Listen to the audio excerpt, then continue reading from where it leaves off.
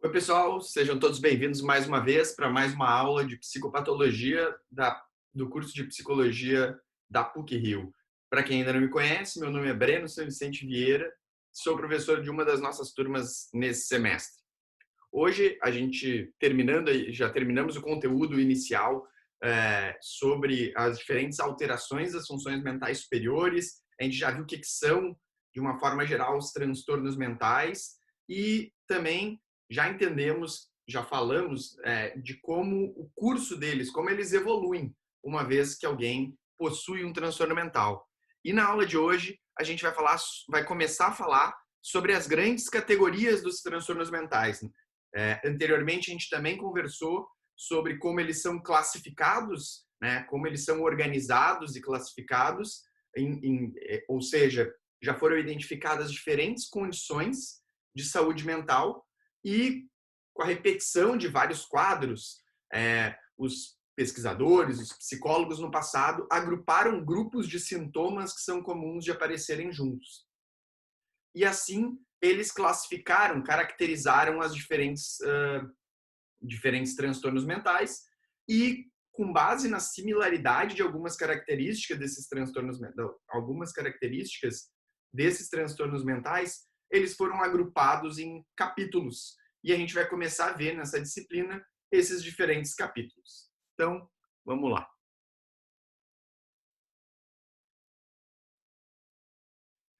A gente vai começar falando, né? A gente já conversou também que eles são classificados de acordo com características essenciais e eles são organizados de acordo com dois aspectos. Um é a hierarquia dos transtornos mentais, ou seja, eles consideram qual é a ordem, né, a importância, a gravidade. Transtornos mais graves, em geral, eles vão aparecer antes do que transtornos menos graves.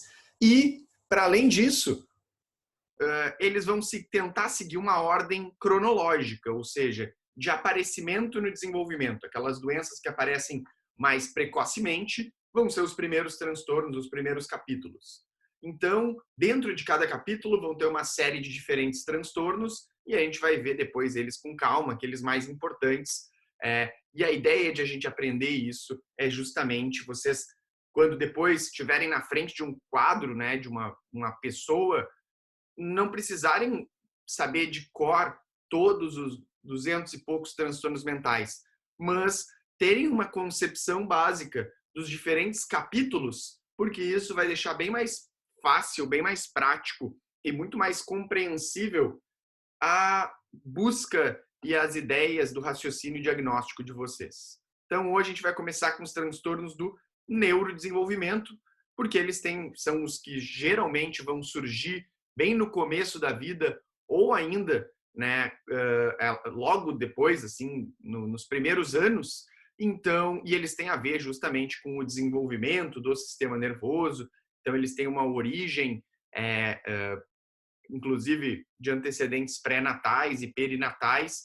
E, além disso, os transtornos do neurodesenvolvimento, quando a gente fala transtornos do neurodesenvolvimento, é um grupo de condições que faz parte de um grupo maior. Então, vamos lá. Para começar aqui, algo que a gente já viu anteriormente, né? Os diferentes grupos de transtornos mentais, eles têm um curso, né? Eles têm uma previsão de como eles são. Os transtornos do neurodesenvolvimento, eles são caracterizados por aquele grupo de transtornos mentais que, pensando no desenvolvimento normal, o desenvolvimento típico, eles estão atrasados. Transtorno do neurodesenvolvimento, aqui assinalado por essa linha roxa, pensem que a idade cronológica avança e os portadores de transtornos do neurodesenvolvimento, eles possuem um atraso. Claro que existem diferentes transtornos do neurodesenvolvimento. Existem as deficiências intelectuais, com as diferentes gravidades, os transtornos do espectro autista, que também com as suas diferentes gravidades, transtorno de déficit de atenção e hiperatividade, e eventualmente essa linha roxa, ela pode chegar na vermelha. Em vários casos, isso, ao longo da vida, esse atraso, ele uma hora alcança. Para outras, infelizmente, não. Então, aqui a representação é de uma maneira geral. existe uma idade cronológica e pensando em pares, né, em pessoas que são da mesma classe social, que tiveram o mesmo acesso a estímulos ambientais, fatores genéticos, idade, que é um par. Em geral, quem tem um transtorno do neurodesenvolvimento vai estar atrasado. Esse atraso ele pode ser geral, global, ou em funções específicas, que a gente já vai chegar lá. Então, esse aqui é assim, um desenho mais ou menos do curso dos transtornos do neurodesenvolvimento. Em uma aula anterior, em slides anteriores, a gente já conversou que existem, para cada um dos tipos de transtornos mentais, existe um curso, né? Eu agrupei em 3 tipos de cursos diferentes que são representações gerais. Claro que a duração, o curso às vezes tem transtornos que vão durar 6 meses, outros vão durar 8 meses, 8 anos, né? No caso dos transtornos transitórios, que são aqueles que a pessoa vinha com desenvolvimento típico e ela é acometida pela doença, né, pelo transtorno mental, e o transtorno mental ele pode ficar restrito a um tempo, e depois o transtorno mental ele vai embora, a pessoa fica curada, né, no caso, remissão completa, e ela não tem mais o transtorno. Existem também as síndromes psicóticas ou os transtornos mentais crônicos, né, ou que só podem ter remissão sustentada, a exemplo dos quadros psicóticos, como é a esquizofrenia, mas também é o transtorno bipolar, os transtornos por uso de substâncias, que a pessoa ela tem um desenvolvimento típico, né, pela linhazinha vermelha, e ela tem um primeiro episódio, a doença, o transtorno acomete ela, e ela tem um declínio no seu funcionamento.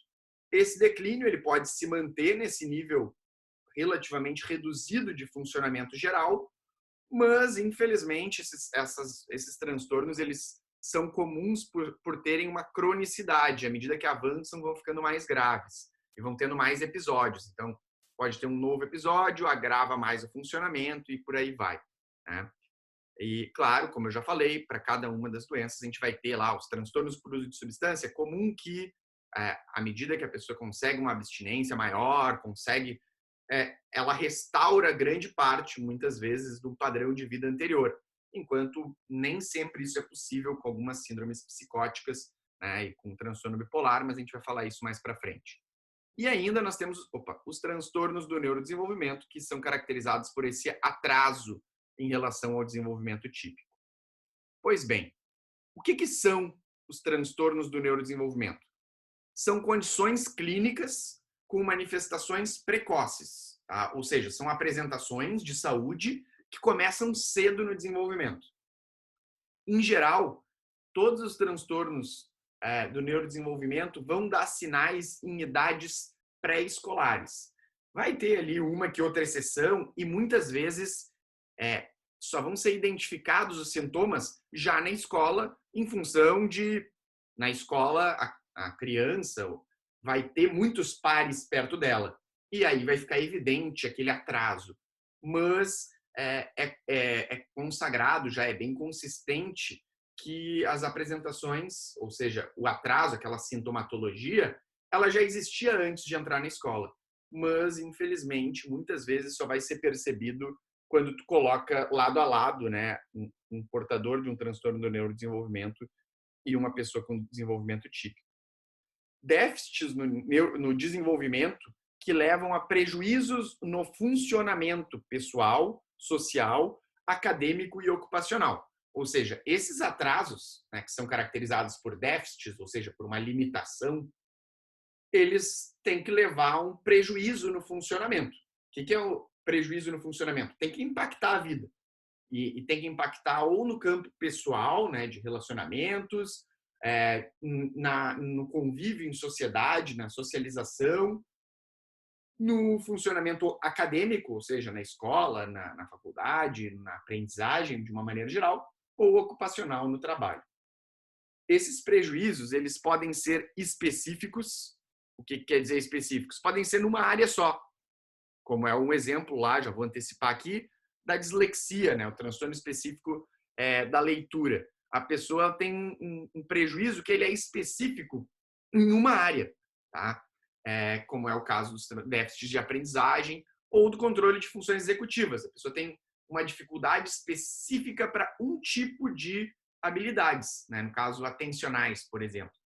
Mas também podem ser prejuízos globais, né? Que é o comum quando a gente vai ter aí déficits nas habilidades e na inteligência social, conhecimento social e na inteligência de uma maneira geral. Que os principais exemplos vão acabar sendo os transtornos do espectro autista e as deficiências intelectuais. Algo bem importante que gera bastante confusão é que é comum a ocorrência concomitante de mais de um transtorno do neurodesenvolvimento. Como assim? É comum que a pessoa ela tenha transtorno do espectro autista e deficiência intelectual. Não são sinônimos e não é necessário que para tu ter um, tu tenha o outro.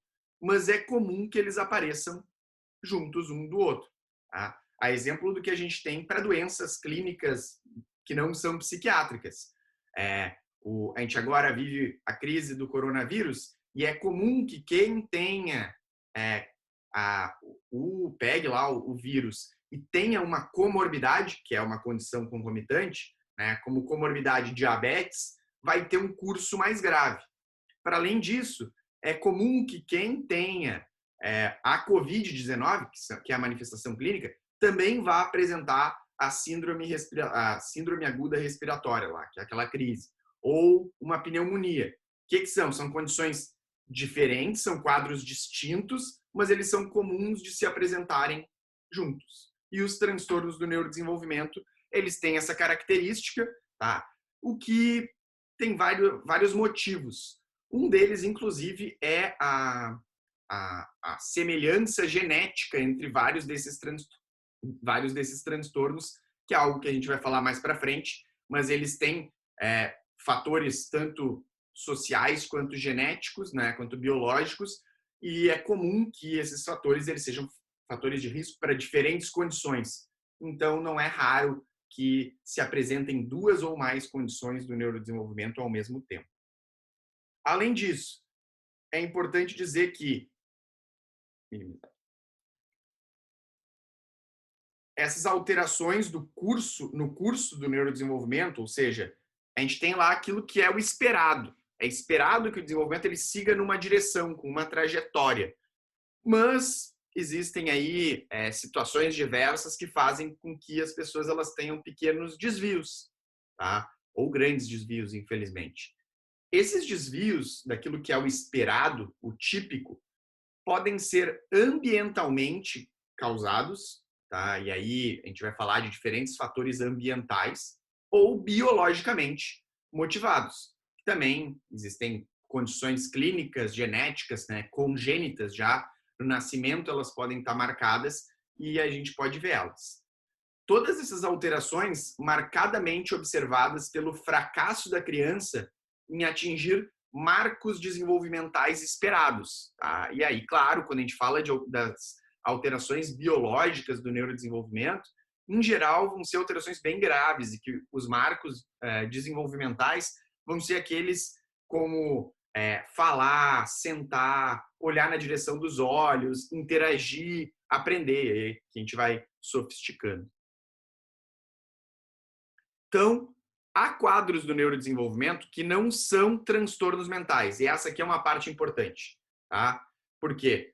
Existem os transtornos mentais do neurodesenvolvimento, mas também existem outras condições do neurodesenvolvimento, que a gente nem vai encontrar no DSM. Embora possam ser comórbidos e caracterizem um fator de risco, não são a mesma coisa. Para tentar facilitar para vocês entenderem, pensem que nós temos um conjunto de alterações do neurodesenvolvimento representadas por esse círculo aqui. Existem as doenças, tá? As doenças do neurodesenvolvimento, que são causadas por fatores genéticos e ambientais. A gente vai falar brevemente, né? Vou mencionar, mas, por exemplo, a gente tem a síndrome de Down, a gente tem a síndrome de Lesch-Nyhan, a gente tem também a síndrome do X frágil, a gente tem ainda a síndrome alcoólica fetal, tá? Eu estou falando, o nome delas são síndromes, é só porque está vindo na minha cabeça, mas existem outras condições. E isso são doenças. As doenças não é um dos tópicos, a gente tem que saber que elas existem, mas elas não são um dos tópicos da nossa disciplina em especial.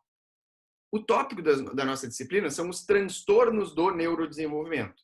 Os transtornos do neurodesenvolvimento eles estão dentro desse grupo que são as alterações do neurodesenvolvimento.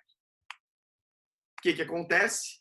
Vocês devem perceber que tem ali um conjunto de manifestações que são sobrepostas, que são doenças e, ao mesmo tempo, transtornos. Eu fiz de propósito essa representação. Por quê? Porque existem comorbidades. De vir junto, morbidade de doença. Ou seja, possuem doenças do neurodesenvolvimento e transtornos do neurodesenvolvimento que muitas vezes se apresentam conjuntamente. Tá? Então, nessa aula aqui, a gente vai dividir esse vídeo aqui, essa primeira parte de transtornos do neurodesenvolvimento em 2 ou 3 vídeos, e nesse a gente vai falar, a gente vai incluir essas alterações biológicas que eu falei. Vocês não precisam saber todas elas em especial, mas é importante saber que elas existem. Né? Claro, depois a prática clínica de vocês, se vocês forem trabalhar numa área com crianças que possam ter riscos ao neurodesenvolvimento, claro que vai ser importante, mas eu digo pensando especificamente na nossa disciplina. Essas alterações no curso do desenvolvimento não psiquiátricas, mas que são frequentemente comórbidas, tá? Que podem ser biologicamente motivadas e incluem síndromes cromossômicas, tá? Lá na diferenciação genética vão ocorrer, e doenças congênitas. Então, algumas das mais famosas é a síndrome de Down, a teratogenia, que ela pode ser também causada ambientalmente. A teratogenia ela tem a ver com malformações, né? Então, podem ser tanto neuroanatômicas, mas elas também podem ser anatômicas de nascer uma parte do corpo para fora, né? Um órgão para fora do corpo. E aí isso pode ser causado tanto por problemas no desenvolvimento genético, na diferenciação, como também no desenvolvimento em função de fatores ambientais, uso de drogas, enfim, que eu já vou comentar. A síndrome de Rett, né, que também é bem famosa, e a síndrome do X frágil. Então, aqui, uma mais comum em meninas, outra em meninos. Aqui, só para mostrar para vocês, não vou entrar em detalhes, mas a gente tem aqui essas diferentes síndromes e doenças que são de origem genética e de origem biológica, né? Tem a síndrome de Down, que é talvez a mais famosa, a síndrome de Rett, que é mais comum em meninas, a síndrome do X frágil, que é mais comum em meninos, a esclerose tuberosa, a neurofibromatose, a síndrome de Lesch-Nyhan, a síndrome do Cri-du-Chat, popularmente às vezes conhecida como miado de gato, não é um nome muito simpático, mas síndrome de Prader-Willi, e aqui alguns exemplos, tá? Várias dessas, inclusive, elas acompanham uma expectativa de vida reduzida ou muito reduzida e são, infelizmente, todas elas são consideradas doenças do neurodesenvolvimento, tá? Mas eu assinalo para vocês porque a gente vai falar dos transtornos do neurodesenvolvimento. Muitas vezes isso gera confusões e, para além das confusões, é muito comum a comorbidade, a ocorrência das duas coisas ao mesmo tempo. Então, o que e quais são os transtornos do neurodesenvolvimento, né? Quais são esses fatores adquiridos desenvolvimentais? E aí, quando a gente falei aqui a parte biológica, mas também mencionei que existe toda uma parte ambiental, uma parte que o ambiente pode causar. E aí existem algumas que são ambientais no período pré-natal, antes de nascer. Tá? Exposição ao álcool. E aí, exposição ao álcool, a gente posso depois até fazer um vídeo secundário ou pedir para algum outro colega também. Tem alguns colegas bem bons nessa área, o próprio professor Thomas, que vocês devem conhecer. Ele pesquisa nessa área de síndrome alcoólica fetal, a exposição pré-natal ao álcool em qualquer dose. Isso aqui é bem importante dizer. Pode ser doses muito pequenas ou doses muito grandes. Ela pode levar, né, com o risco de levar a problemas e alterações no neurodesenvolvimento. E aí já vou aprofundar isso em alguns slides. A rubéola é bem famoso, até no passado era bem comum que durante a gestação, se a mulher ela contrai a rubéola, tem um risco bem grande de alterações na criança, e podem ser alterações tanto, e aqui tudo isso que eu estou falando pode levar a alterações de desenvolvimento cognitivo, psicológico, mas também alterações fisionômicas, né, dos sentidos. A rubéola é bem comum de, infelizmente, causar deficiência visual. Sífilis, contrair a sífilis, a toxoplasmose, a herpes simples, faltou um L ali, e a exposição a drogas de uma forma geral. O álcool a gente tem muito mais documentado, tá? O tabaco a gente já tem bastante associação com transtornos do déficit de atenção e hiperatividade. Por incrível que pareça, o uso de cocaína, o uso de crack e de drogas mais pesadas, por assim dizer, não existem existe bastante estudo, mas ainda é muito inicial, tá? E é mais comum que o uso de drogas mais fortes, por assim dizer, mais pesadas, elas acabem levando a interrupção da gestação e não tanto a alterações do desenvolvimento. Pelo menos até hoje ainda não está tão documentado, embora faça sentido que a gente tenha bastante alteração, mas não é ainda uma constatação. E, além disso, existem aquelas alterações do período perinatal, né? No final da gestação, ou um pouco antes, ou um pouco depois. Em geral, um pouco depois, no comecinho da infância, ali logo que é recém-nascido. Prematuridade, nascer antes daquelas 46 semanas, que tem ali o período que é o pré-termo ainda, mas existe o prematuro. O baixo peso ao nascer com peso abaixo do comum. Quadros de encefalite ou meningite, eles podem influenciar, que é uma infecção de uma camada que protege o cérebro e acaba sendo tóxico. Quadros de infecção, de doença, muito precoce na criança, e isso gera um risco tóxico para o desenvolvimento cerebral, o que pode levar a vários dos quadros aí, de deficiência intelectual e outras alterações que a gente vai ver. Algo bem importante e que ganhou já bastante atenção, que é a privação significativa de alimento. Essa é bem óbvio da gente pensar, né, que é uma negligência física, mas a negligência emocional também já é bem constatado e bem consagrado que ela tem uma influência significativa no desenvolvimento, e que pessoas que têm uma privação emocional, ou seja, que têm pais muito pouco afetivos ou não teve a oportunidade de conviver com pais e cuidadores, né, dando carinho, não precisa ser necessariamente os pais, é comum que a gente tenha alterações no desenvolvimento. Muitas vezes não são alterações precoces, elas só vão aparecer depois, e aí não vão se manifestar como transtornos do neurodesenvolvimento, vão acabar caindo em outras categorias, mas a gente vai falar disso mais para frente na disciplina, em alguns outros momentos também. Nutrição materna pobre, se a mãe ela tem uma nutrição ruim, isso é bem comum de impactar no desenvolvimento da criança. E abuso infantil, né? E aí abuso não restringe ao abuso sexual, pode ser também o abuso físico e o abuso emocional, né? Todas essas formas de violência contra a criança, elas são associadas com um risco aumentado para os transtornos do neurodesenvolvimento. Então, aqui ó, que eu estava falando sobre a síndrome alcoólica fetal, como muitas vezes ela é desconhecida, eu gosto de dar uma atenção relativamente breve para ela. Então, a síndrome alcoólica fetal, ela afeta 1% dos nascimentos, o que é muito se a gente parar para pensar, tá? E desses 1%, 25 a 40% tem deficiência intelectual grave, tá? Eles têm a síndrome alcoólica fetal, que é uma condição do neurodesenvolvimento, e junto com isso tem deficiência intelectual grave, que a gente vai falar depois, existem gravidades da deficiência intelectual. Elas são marcadas por alterações no desenvolvimento físico, tá? Inclusive o diagnóstico ele é feito através de marcadores fisionômicos e também psicomotores, tá? Envolve alterações no sistema nervoso, que são bem comuns, incluindo a teratogenia, ou seja, algo que também vem junto. Muitas vezes pode acontecer, inclusive, de um órgão nascer fora do corpo, ou uma malformação muito grosseira. Outras vezes é mais sutil, tá? Dificuldades de aprendizagem são muito comuns e também muito comum que tenha mais uma comorbidade, que é o transtorno de déficit de atenção e hiperatividade. Tá?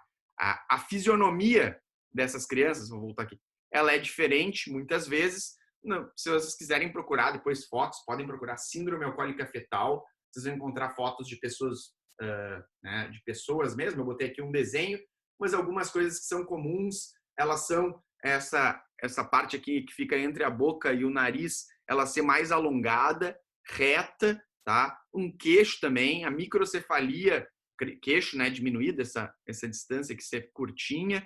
É comum também a microcefalia, um espaçamento maior entre os olhos. Olhos também, eles muitas vezes têm um formato um pouco mais achatado, uma testa muitas vezes também um pouco maior do que o normal, ela é maior, mas ao mesmo tempo é mais curta, tá?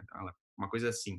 Mas, então, a gente tem aí uma série de fatores comuns que eles muitas vezes vão aparecer e, enfim, não existe dose segura ao consumo de álcool durante a gestação, isso é importante dizer, isso não ocorre somente em quem consome altíssimas quantidades, pode acontecer em pessoas que consomem uma vez uma grande quantidade ou várias vezes pequenas quantidades. Tá? Infelizmente, não existe um limiar seguro. Se vocês pegarem qualquer lata de cerveja, vocês vão ver que tem um desenho até de um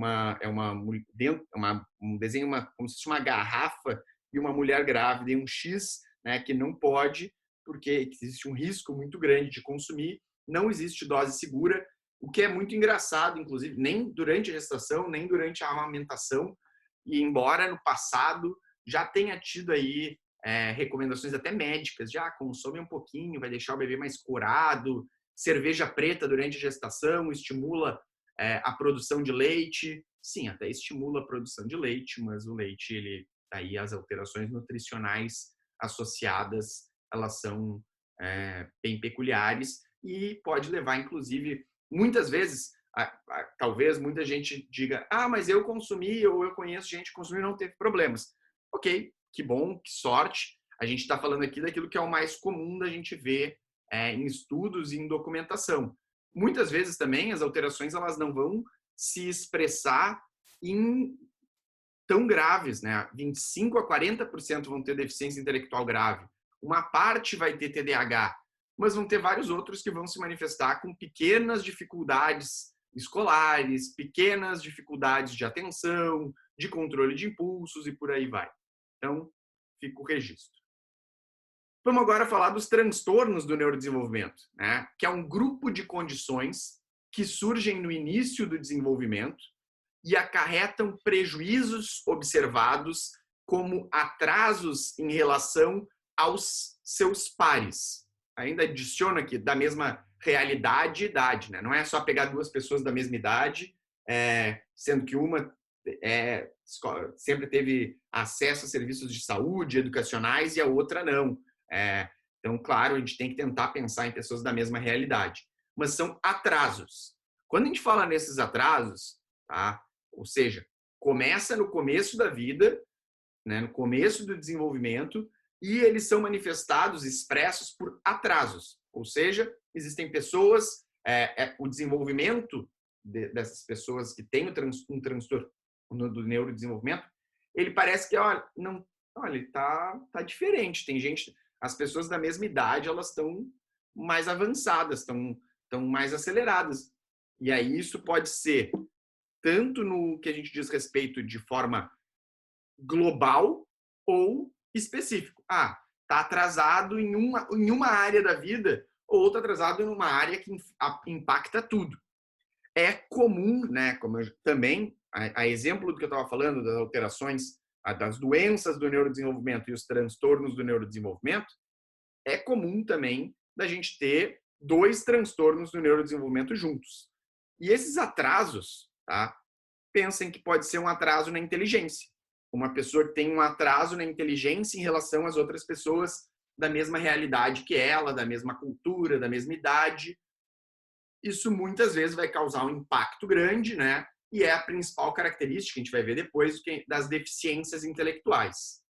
Pode ser também um atraso no controle executivo. O que é um atraso no controle executivo? No controle de impulsos, no conseguir manter a atenção, no conseguir fazer uma tarefa até o final, né? E aí vocês já devem estar pensando no transtorno de déficit da atenção e hiperatividade.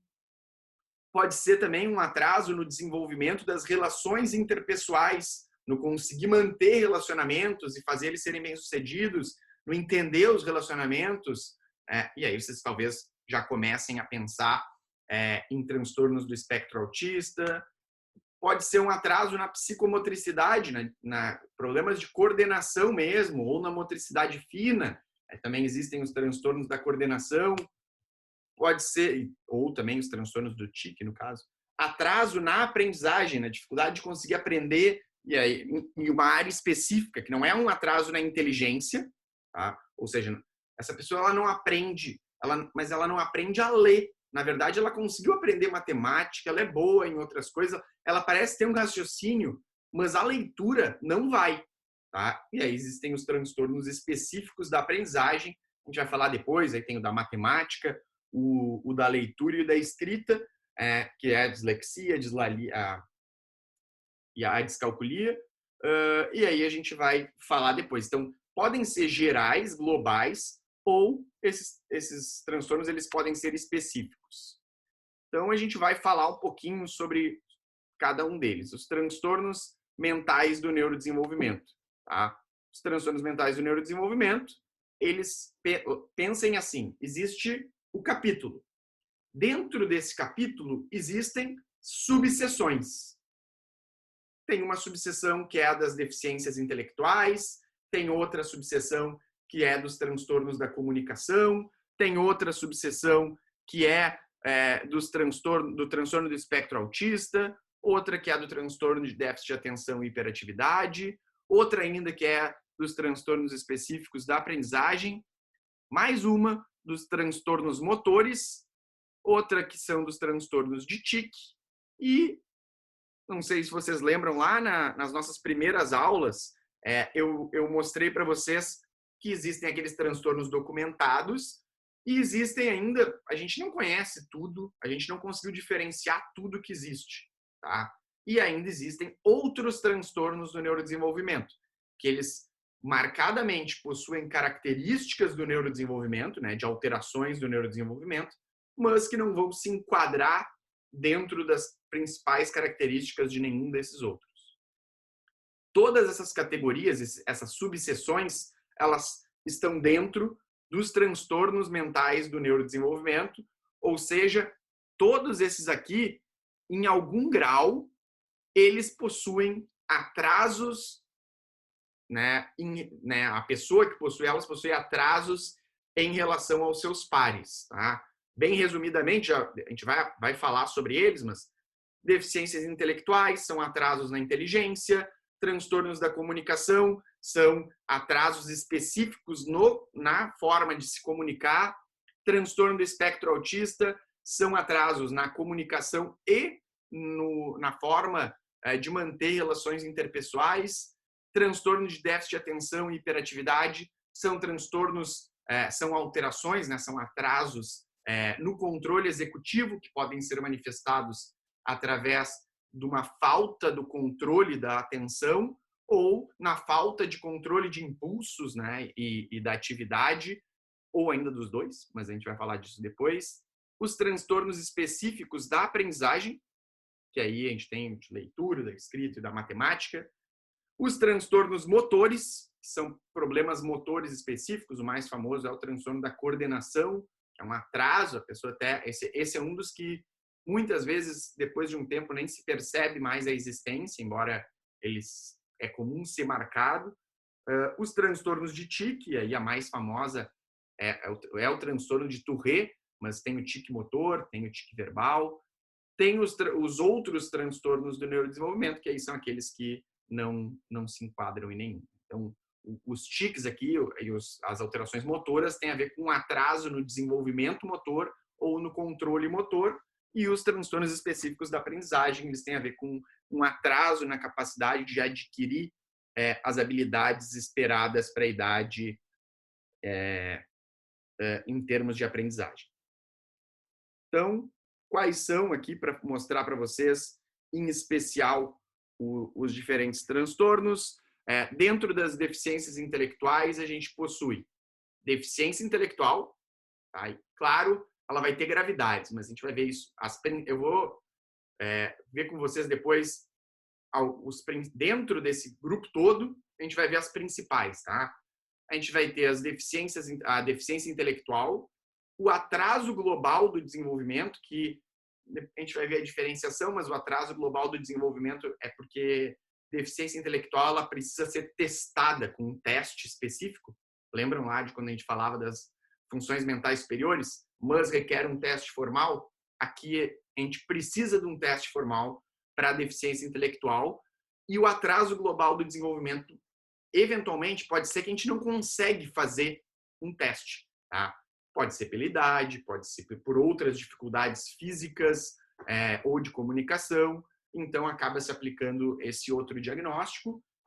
Tem ainda o transtorno do desenvolvimento não especificado, quando não fecha exatamente critérios, mas ele sempre vai ter essa categoria.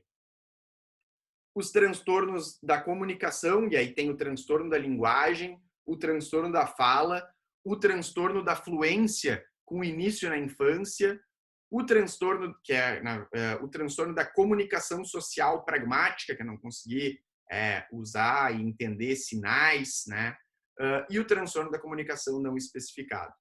O transtorno do espectro autista, que a gente vai dar uma atenção bem grande depois, vou explicar para vocês que ele possui gravidades, que não necessariamente é um mito aquela ideia de que quem tem um transtorno do espectro autista tem que ter uma grande habilidade, isso é um mito, inclusive é bem comum que quem tem um transtorno do espectro autista tem uma comorbidade com uma deficiência intelectual, a gente vai ver isso mais para frente. Não existe mais aquilo que a gente chamava de síndrome de Asperger, tá? Mas a gente vai ver isso mais para frente. Vamos lá, calma, sem dar spoilers.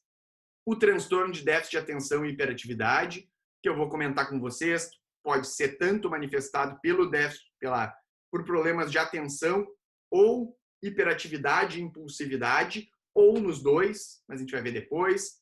Os transtornos específicos da aprendizagem, e aí leitura, escrita e matemática. Os transtornos motores, que tem o transtorno da coordenação e o transtorno do movimento estereotipado. O transtorno do tique, e aí a gente tem o transtorno de Tourette, que é o mais famoso. E aqui é algo que as pessoas muitas vezes também não sabem. O transtorno de Tourette tem que ter o tique motor e o tique vocal, ambos juntos, tá? E a gente tem o transtorno de tique motor, que é aquele que a pessoa fala só, geralmente são palavrões, mas ela fica falando lá coisas subitamente, né, sem ter um controle, ou o tique verbal, vocal, que é isso, ou o tique motor, que é fazer um tique mesmo, né? Pode ser piscar, contrair a cabeça, enfim. Transtorno de tique transitório, quando o tempo ele não é suficiente, por causa dos critérios diagnósticos. Outro transtorno de tique especificado, ou outro transtorno de tique não especificado. Tá? Especificado é quando a gente consegue saber o porquê que ele não fecha critérios pelas outras coisas. Não especificado quando a gente não sabe. Tá? Vocês podem dar uma olhada nos critérios depois se quiserem tirar essa dúvida, mas esses outro transtorno e transtornos não especificados tipicamente são os mais raros. Eles estão dessa forma justamente porque eles não conseguiram ser caracterizados estatisticamente como um transtorno, mas foi identificado que algumas pessoas podem manifestar aquilo. Existem ainda os outros transtornos do neurodesenvolvimento, tá? Que são outras condições que não se enquadram. Aí tem outro transtorno do desenvolvimento especificado, e eu não mostrei aqui, tem ainda outro transtorno do desenvolvimento não especificado. Então, antes da gente encerrar, é importante aqui, eu quero deixar um resumão daquilo que a gente viu hoje, para que fique registrado para vocês. Existem diferentes alterações do neurodesenvolvimento, tá? E aí, dito isso, a gente tem que levar em conta que existem aquelas que são doenças e os transtornos do neurodesenvolvimento. Os fatores de risco para essas condições são multifatoriais, né? Óbvio que para as doenças existe um peso genético bem importante e muitas vezes reconhecido, mas existem múltiplos fatores para ambas. É muito comum, embora não seja uma regra, que doenças e transtornos do neurodesenvolvimento sejam comórbidos.